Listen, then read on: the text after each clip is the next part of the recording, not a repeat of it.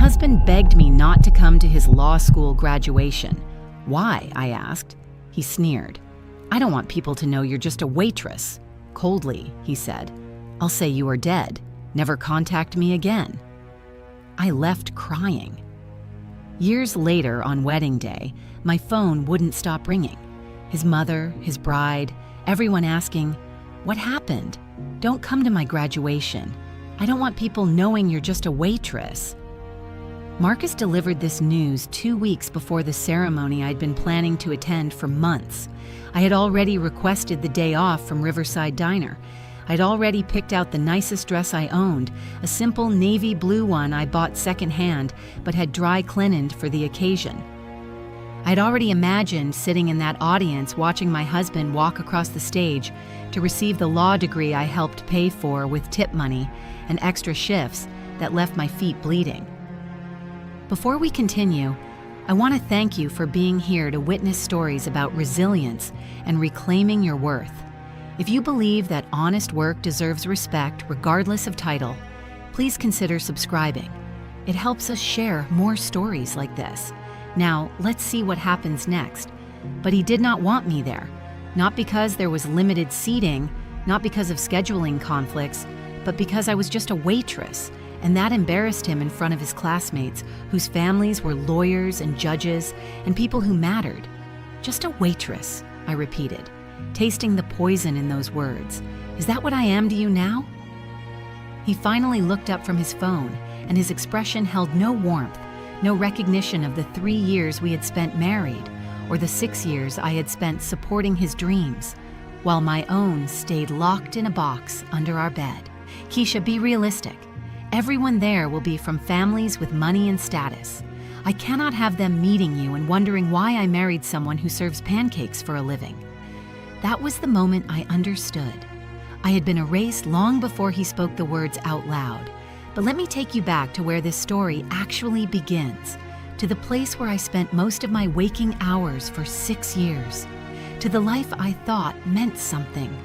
Before Marcus reduced it to an embarrassment he needed to hide, Riverside Diner sits on the corner of 5th and Morrison, the kind of place that smells permanently of bacon grease and coffee that has been sitting too long on the burner. The vinyl booths are cracked and patched with duct tape in 3 different colors. The jukebox in the corner only plays songs from the 70s, stuck on an endless loop of Eagles and Fleetwood Mac that drives some customers crazy and soothes others into nostalgia. The floor tiles are chipped in places where decades of foot traffic have worn them down to the concrete beneath. The fluorescent lights flicker when it rains, which in our city means they flicker about 200 days a year. For 6 years, this diner was my kingdom. I knew every inch of that place, every quirk and malfunction and small grace. I knew which booth had the wobbly table that needed a folded napkin under the left leg. I knew which coffee pot poured faster and which one dripped if you tilted it wrong. I knew that the ice machine made a grinding sound for exactly 3 seconds before it dispensed, and that the kitchen door squeaked unless you pushed it at just the right angle. More than that, I knew the people. I knew every regular customer by heart, knew their orders before they opened their mouths, knew their habits and patterns, and small human details.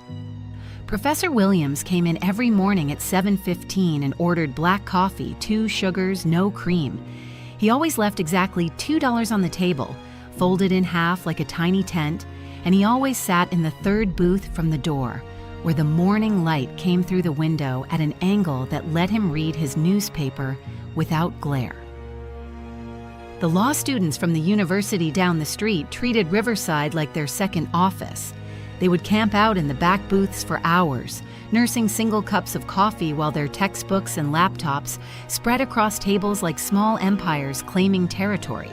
They debated constitutional law and criminal procedure in voices that grew louder as the caffeine kicked in, gesturing with highlighters and pens, sometimes staying so late that I had to wipe down around them during closing. I moved through their conversations like a ghost, refilling water glasses and clearing plates, while they talked about tort reform and appellate briefs and summer internships at prestigious firms. They never looked up when I approached their table. They never paused their discussions to say thank you. They never learned my name, even though I wore a name tag pinned to my uniform every single shift. To them, I was part of the furniture, as permanent and invisible as the chipped Formica tables and the flickering lights overhead. My coworkers became my family in ways that surprised me. LaToya had worked the morning shift for 8 years, and she possessed this uncanny ability to read customers the moment they walked through the door. She could tell who would tip well and who would run her ragged for pocket change. She could spot trouble before it started, the customer who would complain about everything, or the one who would try to leave without pain. She taught me how to handle difficult situations with a smile that never reached her eyes, in words that sounded pleasant but carried warnings underneath. Jamal washed dishes on weekends while putting himself through community college. He was studying business management, taking classes 3 nights a week after his shifts ended. He had this philosophy about work that he would share while scrubbing pots in the back, his hands red from hot water and industrial soap. He said, "Every job teaches you something valuable if you pay attention." And washing dishes teaches patience and the satisfaction of turning chaos into order. He said the people who looked down on service work were the ones who had never done it, who had no idea how much skill and endurance it required. Then there was old Jerome, who had been cooking at Riverside for 30 years. He arrived every morning at 5 out to prep for the breakfast rush, and he stayed until the dinner orders stopped coming. He rarely talked, communicating mostly in grunts and nods, but he noticed everything. When I came in with red eyes or moving slower than usual, he would slide an extra piece of pie across the counter during my break. No words, no questions, just this understanding that sometimes kindness comes in the form of banana cream and silence. The work exhausted me in ways that went deeper than physical tiredness. My feet ached every single night, a bone-deep pain that no amount of soaking in Epsom salts could fully ease.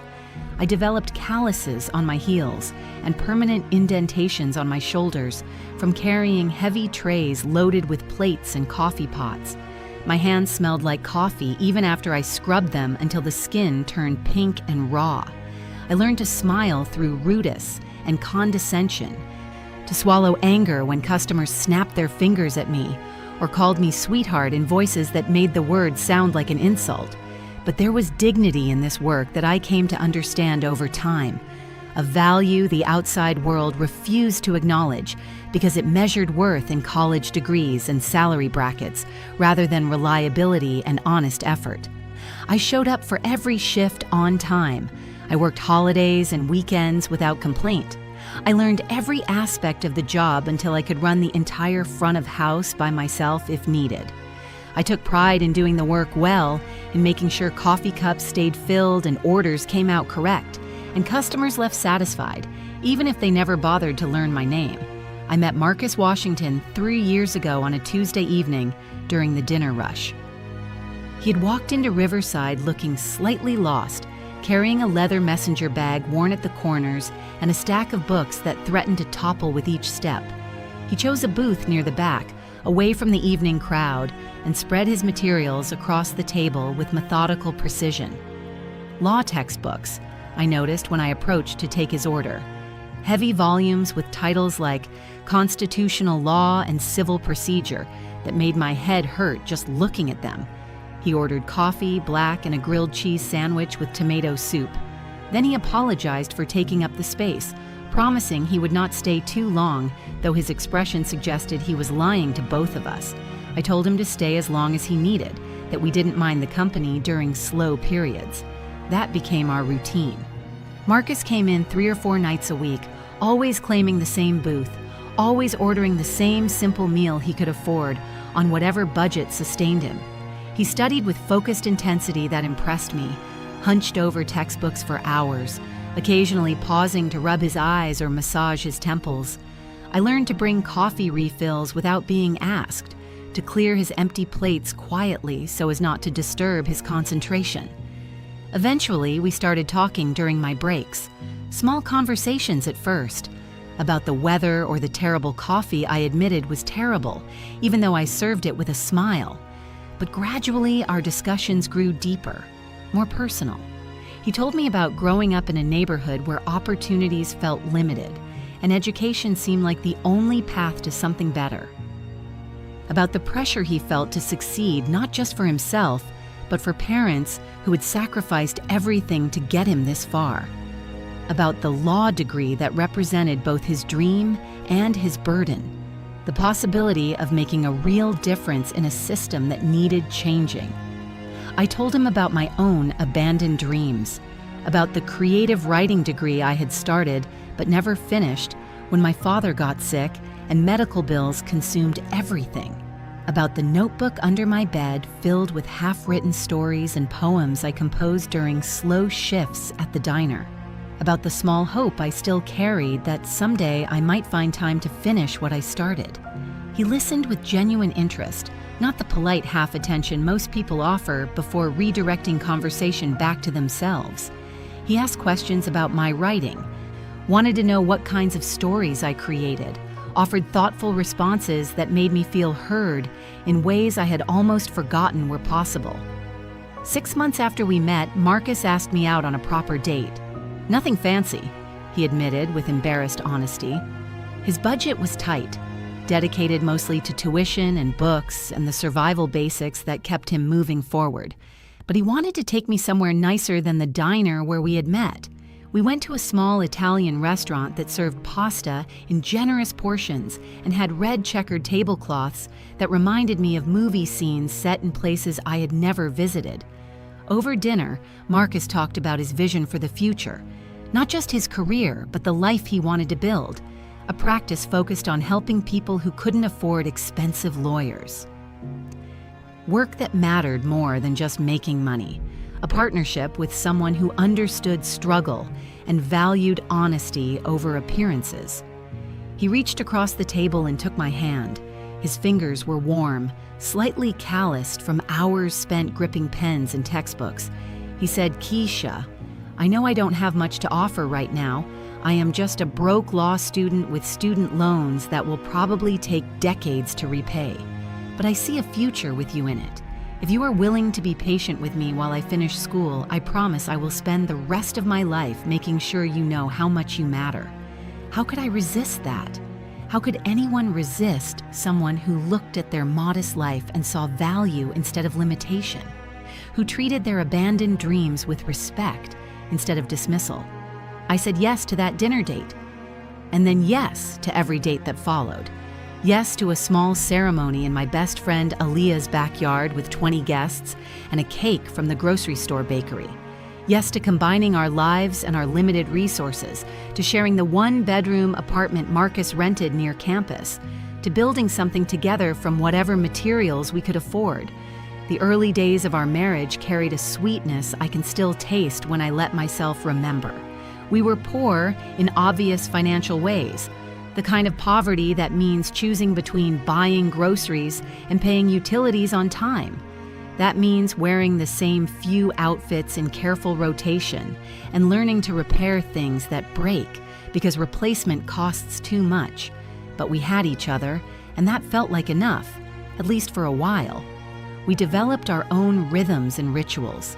Sunday mornings, we would make pancakes together in our tiny kitchen, working around each other in choreographed movements that came from practice and proximity. Tuesday nights, Marcus would read his case studies out loud while I cooked dinner, explaining legal concepts in language I could understand, valuing my perspective even though I had no formal training in law. Friday evenings, when I finished my shift at the diner, I would bring home whatever soup Jerome made that day, and we would eat it while watching old movies on the television Marcus found at a garage sale for $15. My income from the diner became our primary support during Marcus's final 2 years of law school. His scholarship covered tuition, but everything else fell to us. Rent, utilities, food, books. The 100 small expenses that accumulate into mountains when you are living on the edge of financial survival. I picked up extra shifts, worked doubles when the opportunity arose, said yes to covering for coworkers who needed time off, because every additional hour meant more money toward our collective goal. My feet hurt constantly from standing all day. My shoulders ached from carrying heavy trays. I developed chronic tension headaches from the stress of making our meager budget stretch far enough to cover essentials, while leaving something for the occasional unexpected expense that always seemed to arise at the worst possible time. But Marcus noticed these sacrifices. He thanked me constantly for the support I provided. He would massage my feet while I told him about difficult customers or particularly rough shifts. He would help with household tasks even when he was exhausted from studying, insisting that my work was just as important as his, that we were partners in this struggle towards something better. I believed him when he said these things. I believed we were building a foundation together, that my contributions would be remembered and valued, that someday when success arrived, it would belong to both of us equally. Looking back, I wonder when exactly things started changing. Whether it was sudden like a light switch flipping off, or gradual like seasons shifting from one to the next, so slowly you don't notice until you are standing in winter wondering what happened to summer. Marcus's third year of law school brought new pressures and new social circles. He joined the Law Review, a prestigious position that opened doors but demanded enormous amounts of time and energy. He started attending networking events with classmates from wealthy families who talked about summer vacations in Europe and parents who practiced law at major firms. He began staying at school later into the evening, coming home after I had already gone to bed, sometimes not coming home at all because he crashed on a classmate's couch rather than making the trip back to our apartment. I told myself this was temporary, that the demands of school required these sacrifices, that once he graduated and started working, things would return to the closeness we had shared. But intimacy doesn't pause politely and wait for convenient moments to resume. It erodes gradually through accumulated distance and unspoken resentments that build like sediment at the bottom of a river. The conversations that used to carry genuine interest became perfunctory exchanges of necessary information. Did you pay the electric bill? Do we have milk? Can you be quiet when you come in? I have to be up early. The affection that used to come naturally, small touches and casual embraces throughout the day, disappeared into the space between us. We lived in the same small apartment, but inhabited different worlds that intersected only at necessary practical moments. I noticed how Marcus talked about his classmates, how he name-dropped their connections and family backgrounds, speaking about people with prominent last names with a mixture of awe and aspiration. How he started criticizing things about our life that had never bothered him before. The apartment was too small, too shabby, too far from campus. The furniture was outdated and mismatched. The food I cooked was too simple, nothing like the restaurants his classmates talked about trying. I noticed how he stopped inviting me to school events. At first, he had reasonable explanations. The Law Review social was just for members. The firm mixer was networking only, not a social occasion. The study group met at someone's apartment that was already crowded. But eventually, he stopped explaining at all. He would simply say he had an event to attend, and the absence of invitation hung in the air between us like an answer to a question I was afraid to ask directly. Then came the graduation announcement. 2 weeks before the ceremony, Marcus delivered the news that shattered whatever hope I still carried about our marriage. He didn't want me to attend his graduation, not because of logistics or limited seating, but because my presence would embarrass him in front of the people who mattered, the classmates and their families who represented the world he wanted to enter, a world where being married to a waitress was a liability, something to hide rather than acknowledge. I stood in our kitchen, still wearing my uniform that smelled like coffee and bacon grease, trying to process what he was telling me. I had already bought my dress. I had already arranged for time off. I had already imagined this moment for months, pictured myself sitting in that audience, watching him walk across the stage to receive the degree my tip money helped pay for. Just a waitress. He said those words with casual cruelty, like he was stating obvious facts rather than reducing 6 years of my life and labor to an embarrassment that needed managing. I felt something break inside me that had nothing to do with love and everything to do with self-respect. The realization that the person I had sacrificed for, supported through his hardest years, worked myself to exhaustion for, saw me as nothing more than a shameful secret, an obstacle to the image he wanted to project. When I asked what he planned to tell people about why his wife wasn't present at his graduation, Marcus delivered the final blow with cold efficiency. He would tell them I was dead, that his wife had died, which would generate sympathy and explain her absence while allowing him to move forward unburdened by the reality of who he had actually married. Dead. Not sick, not traveling, not dealing with a family emergency. Dead. Erased so completely that my existence became nothing more than a tragic footnote in his narrative of perseverance through hardship. I should have screamed. I should have thrown things, made a scene, demanded he acknowledge the magnitude of what he was suggesting. But shock has a way of making you quiet, of turning rage into this cold numbness that spreads through your chest and makes everything feel distant and unreal. I walked out of that apartment the next morning while Marcus was still sleeping. I packed a single bag with essentials, left a note that said simply, "I'm giving you what you want, I'm gone." And I went to my best friend Aaliyah's house because I had nowhere else to go and no ability to process what had happened alone. Aaliyah had been my friend since high school, one of those rare people who remained constant through every change and difficulty. She'd been skeptical about Marcus from the beginning, worried that the differences in our educational paths would eventually create problems. But she had supported my choice because that's what good friends do, even when they see disaster coming. She opened her door at 6 Wellies in the morning, took one look at my face, and pulled me inside without asking questions. She made coffee and sat with me while I cried, letting me talk when I could form words and sitting in silence when I couldn't. She offered her guest room for as long as I needed it.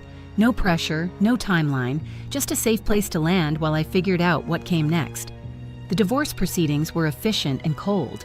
Marcus hired a lawyer, though I don't know where he found the money for it, and they drafted papers that made our separation official. We had been married for 3 years. We had no children, no shared property worth fighting over, nothing that complicated the paperwork except the emotional devastation of watching something you thought was real dissolve into legal language and official stamps. Marcus tried to be generous with the settlement, if you could call it that.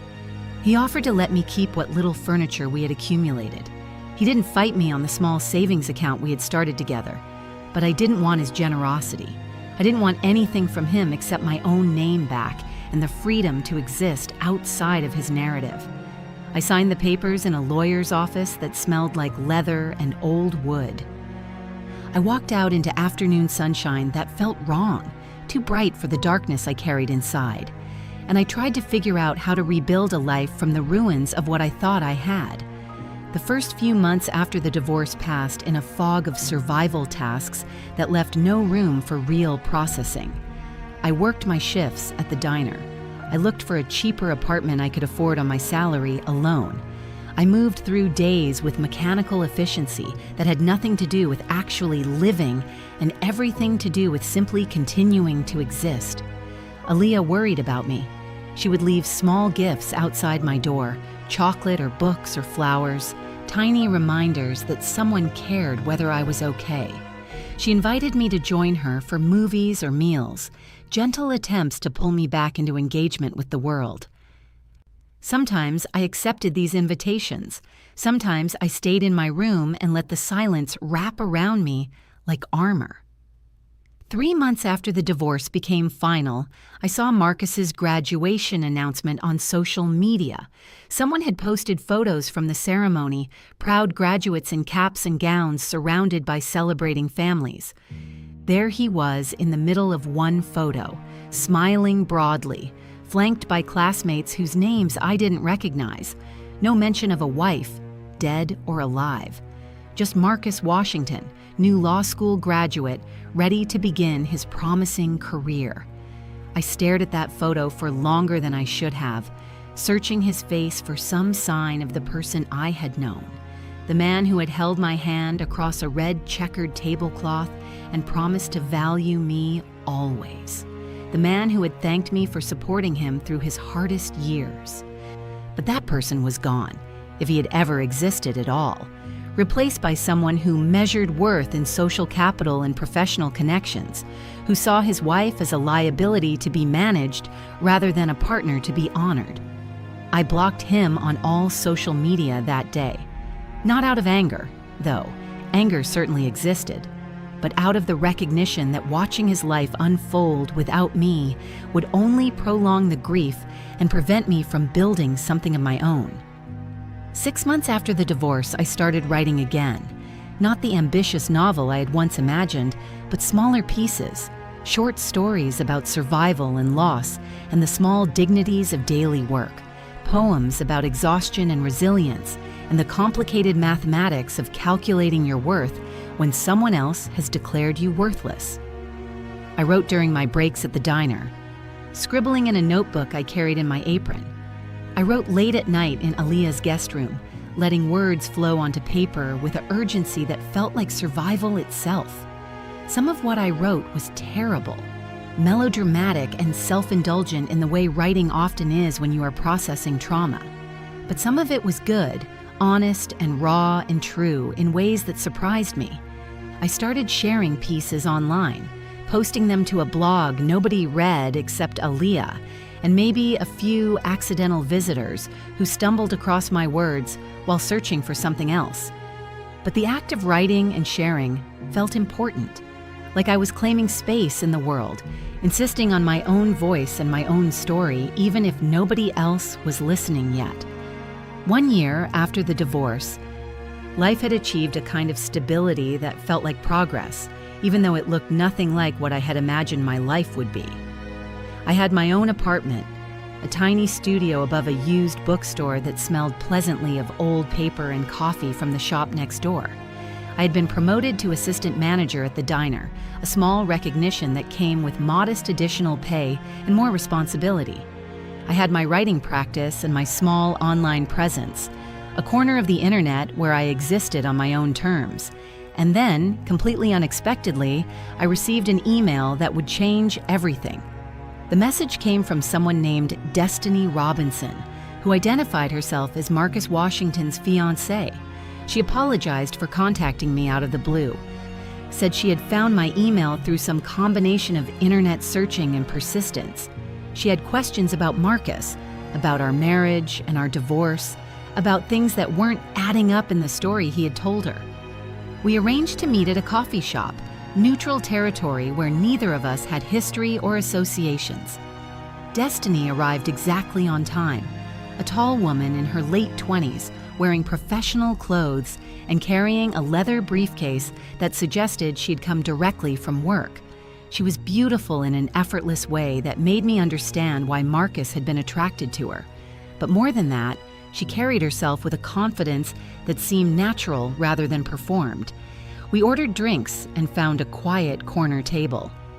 Destiny thanked me for agreeing to meet with her, said she knew this must be strange for me.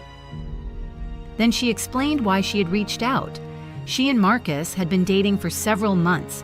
The relationship had progressed quickly, moving from casual dating to serious commitment with a speed that made her somewhat uneasy, but that she attributed to genuine connection. He had proposed 2 weeks ago, and she had said yes, but there were inconsistencies in the story Marcus told about his past, specifically about his previous marriage. He had told Destiny that his first wife had died shortly after his law school graduation. Cancer, he said, quick and brutal. He didn't like talking about it because the memories were too painful. But Destiny worked in legal records as part of her job, and something about the story nagged at her.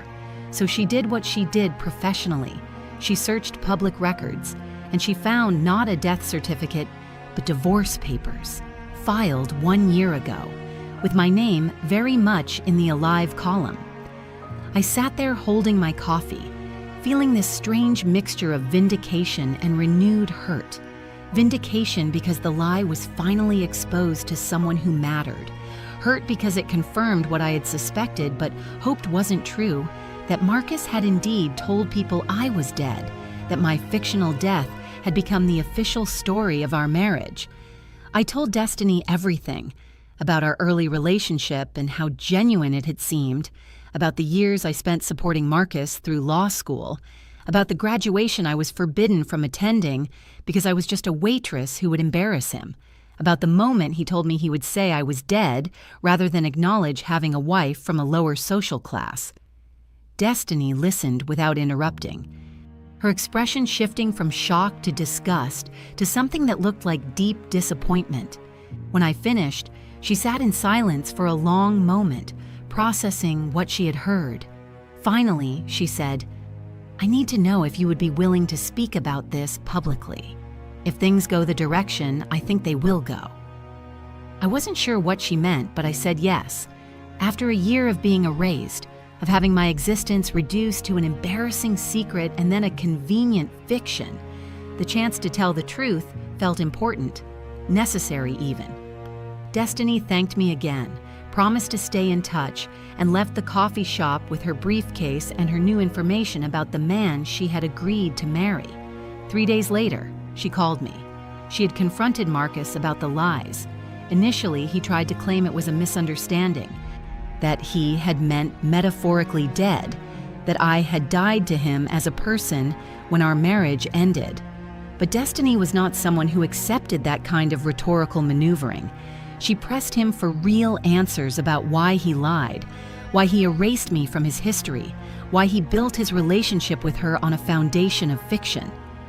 According to Destiny, Marcus had broken down eventually, admitted that he was ashamed of having been married to someone without education or social status, that he had created the death narrative because it generated sympathy, and explained why he was single again without having to acknowledge the truth of what kind of person he had been, that he had convinced himself the lie was harmless because we were divorced and would never intersect again.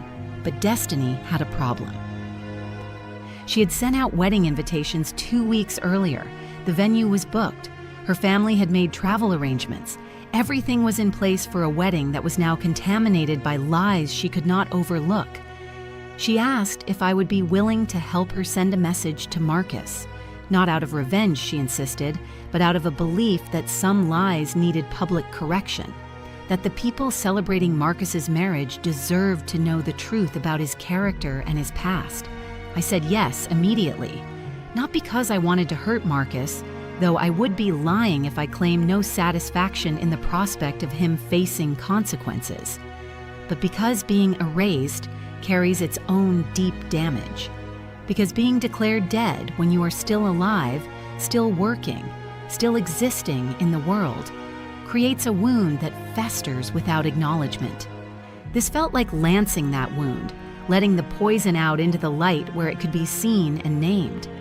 Destiny and I worked out the details over several phone conversations. She would proceed with the wedding as planned, not warning Marcus that anything was wrong. I would attend as an unnamed guest who Destiny claimed was a colleague from work. During the ceremony, at the specific moment when the officiant asked if anyone knew any reason these two should not be married, I would speak. Not dramatically, not with anger or accusations, just simple truth. The bride knows the groom told her his first wife was dead. I am that wife, and I am not dead.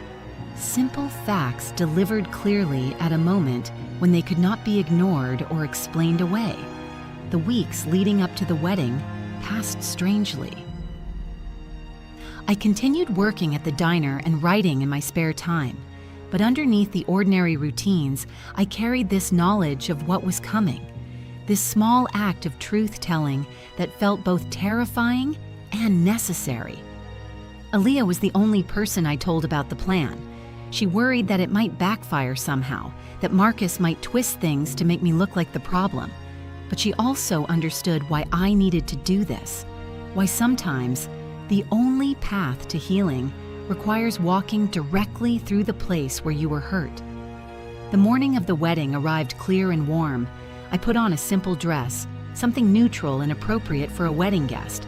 I drove to the venue, an elegant event space overlooking the river, clearly expensive and carefully curated to project success and good taste. Destiny had arranged for my name to be on the guest list, and I walked in with the other arrivals, anonymous in the crowd of Marcus's family and friends and professional connections. I found a seat in the back where I could see everything, but where Marcus was unlikely to notice me until the crucial moment. I watched people arrive and take their seats. Marcus's mother, who I had met briefly during our marriage, but who had never approved of me. His brothers and their families dressed in their Sunday best. Classmates from law school who I recognized from social media photos. All of them gathering to celebrate a union based on lies they didn't know existed. The ceremony began with traditional elegance. Marcus stood at the altar in a tailored suit that probably cost more than I made in a month. Destiny walked down the aisle in a beautiful dress, her face carefully neutral in a way that suggested she was working very hard to maintain composure. They stood together facing the officiant while he began the traditional words. "Dearly beloved, we are gathered here today." The ceremony proceeded through its familiar rhythms, readings about love and commitment, the exchange of rings. Marcus's hands were shaking slightly, though whether from nervousness or some unconscious recognition of danger, I couldn't tell. And then the officiant reached the critical moment.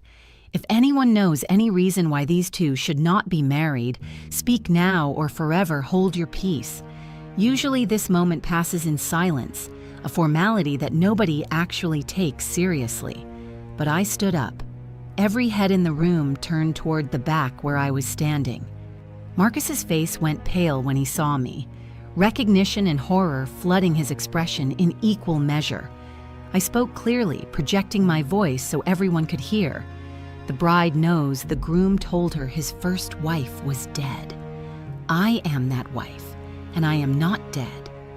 The silence that followed was profound, the kind of silence that has weight and texture, that presses against your skin and fills your lungs. Marcus tried to speak, but no words came out. He looked at Destiny, then back at me, then at the guests who were starting to murmur among themselves. Destiny turned to face the assembled guests. Her voice was steady despite the circumstances. She said, "What this woman says is true." Marcus told me his first wife died of cancer after his law school graduation, but she is standing right here, alive and well, because they are divorced, not widowed. He lied to me about fundamental facts in his past because he was ashamed of having been married to someone he considered beneath his social status. She took off her engagement ring and placed it in Marcus's hand. She said, "I cannot marry someone who treats truth as optional and who erases people who inconvenience his preferred narrative. This wedding is canceled." And then she walked down the aisle and out of the venue, head held high, leaving Marcus standing at the altar in front of everyone he had wanted to impress. I followed her out, my job complete. Behind us, the room erupted in shocked conversation. Marcus's mother was demanding explanations. His brothers were moving toward the altar. Guests were pulling out phones to document what would undoubtedly become a story told and retold in their social circles. Outside the venue, Destiny and I stood in the parking lot while she caught her breath. She thanked me for coming, for being willing to speak the truth, even though it required facing painful memories. She said she knew this was hard for me, too, that being in that room must have brought up all kinds of difficult feelings.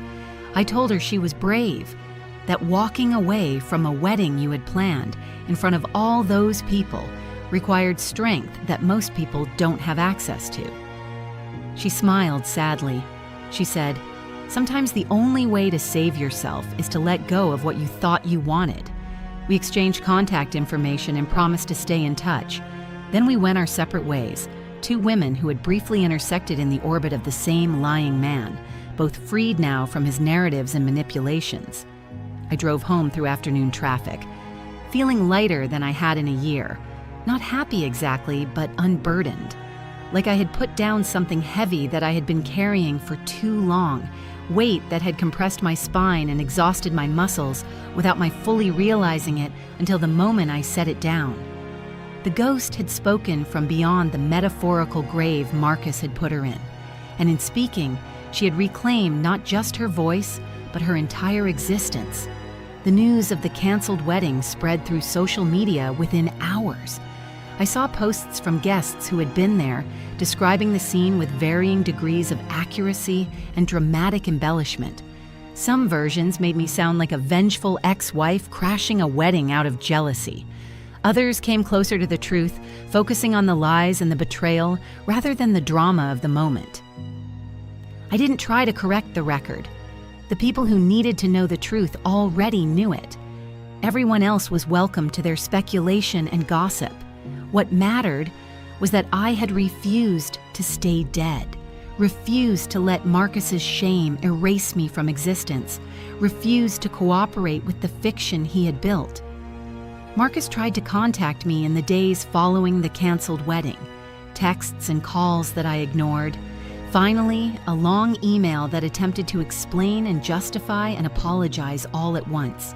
He claimed he had been under enormous pressure to present a certain image, that the lies were a mistake born from fear and insecurity rather than malice, that he had never meant to hurt me, never imagined we would intersect again in a way that would expose what he had done. I deleted the email without responding, not because I was angry, though anger certainly lived somewhere in my chest, but because nothing he could say would change what happened or repair what had been broken. Some wounds heal better without the contamination of fake apologies and hollow explanations. Time passed. Seasons changed. Life continued in its relentless forward motion that waits for no individual tragedy or triumph. I kept working at the diner, now as assistant manager with responsibilities that included scheduling and inventory and training new staff. I kept writing, and my small online presence slowly grew into something more substantial. A few hundred regular readers who connected with my words about survival and dignity and the complicated work of rebuilding yourself. I started taking night classes at the community college, not to finish the degree I abandoned years ago, but to study business management, practical knowledge that would help me if I ever wanted to run my own restaurant someday. New dreams taking shape from the remains of old ones, different but still mine. Destiny and I stayed in touch sporadically. She had started dating someone new, a man she met through work who treated her with respect and honesty. She seemed happy in the authentic way that comes from being valued for who you actually are rather than how you fit into someone else's ambitions. A year after the canceled wedding, on what would have been my 4th wedding anniversary with Marcus, I treated myself to dinner at a nice restaurant. Not fancy enough to be intimidating, but nicer than anywhere I would normally spend money. A celebration of survival, of still existing despite someone's attempt to erase me. I sat alone at a table by the window, watching the city move past in patterns of light and shadow. I ordered wine I couldn't quite afford, and food that tasted like luxury and promise.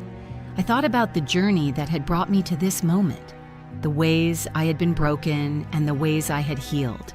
I watched people pass by on the sidewalk outside, a couple holding hands and laughing about something, a group of friends laughing about something.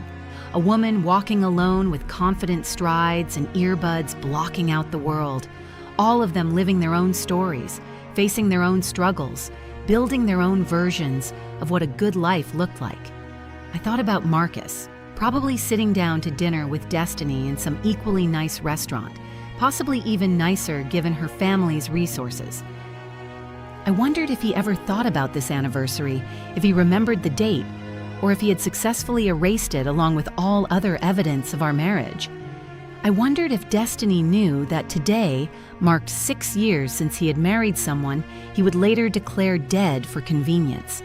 But those thoughts came without the sharp edge of pain they once carried. Marcus's life was his own now, contaminated by lies he would have to manage indefinitely, but no longer connected to mine in any meaningful way. Whatever difficulties he faced were consequences of his own choices, and I had no obligation to care about or track his struggles. The server brought dessert, a small masterpiece of chocolate and cream that looked too beautiful to eat, but tasted even better than it looked. I savored it slowly while finishing my wine, feeling grateful for this moment and this meal and this life I had built from the ruins of what I once thought I wanted. Understanding settled over me as I sat there in the quiet elegance of that restaurant. Being erased from someone's story does not mean you cease to exist. It only means you exist outside the boundaries of their narrative, free to write your own story using your own words and your own truth. Marcus had tried to make me invisible through systematic erasure that culminated in my fictional death. But erasure only works if you cooperate with it. If you accept the judgment that you are not worth remembering or acknowledging. I had refused to cooperate, not through dramatic confrontation or public spectacle, but through the simple act of existing loudly enough in the right places at the right time to crack the foundation of lies he had built. The waitress he dismissed as beneath his notice had proven capable of serving him one final order he could not decline or send back to the kitchen. Truth delivered with precision at exactly the moment when it would cause maximum disruption to fiction. I paid the check and left a generous tip for the server, who had made this evening special with attentive service that never felt intrusive. As I gathered my coat and purse, I caught my reflection in the darkened window glass. The woman looking back at me was not the person I had been a year ago. Broken and confused in Alia's guest room, trying to comprehend how love turned into annihilation. She was not even the person I had been 3 years ago, shrinking herself to fit inside Marcus's ambitions, while her own dreams stayed locked away. This woman was Keisha Thompson, assistant manager at Riverside Diner, holder of modest achievements earned through honest work, survivor of betrayal who had learned that being dismissed is not the same as being dismissible. I had scars from this experience, places where trust had broken and might never fully heal. But I also had clarity about my worth that came from being valued by good people who measured character through actions rather than credentials or connections. The studio apartment above the bookstore waited for me when I walked home through streets that smelled like autumn leaves and wood smoke from someone's fireplace. I climbed the stairs and unlocked the door to the space that was entirely mine, furnished with pieces I had chosen and paid for myself. The reading chair where I spent Sunday evenings with books from the shop downstairs. The small table with its folded napkin under one leg that held my coffee every morning. The plants on the windowsill that I had kept alive through consistent care and attention. Everything in this apartment carried meaning rather than serving as props in someone else's curated life. This was not performance or image management. This was just living honest and modest and completely real. The life I had built was not glamorous or impressive by the standards Marcus valued. I would never be featured in alumni magazines or celebrated at charity galas, but it was solid in ways that fiction could never be, built on authenticity rather than manufactured tragedy. I made tea and sat in my reading chair by the window, watching the street below where the evening continued in patterns that had nothing to do with my small personal history. A young couple walked past arguing about something, their voices carrying up to my window before fading into distance. The bookstore owner locked up for the night, testing the door twice to make sure it was secure before walking to his car parked at the curb. Normal life continuing normally the way it always had and always would, indifferent to individual dramas and personal transformations. Marcus had tried to write me out of his story to erase me so completely that I became nothing more than a tragic footnote in his narrative of perseverance and success. But stories have a way of asserting their own logic, demanding internal consistency, punishing those who falsify fundamental facts. His story would always be contaminated by the lie at its center, the dead wife who turned out to be alive and capable of disrupting his carefully planned wedding with nothing more than truth delivered precisely. My story was different.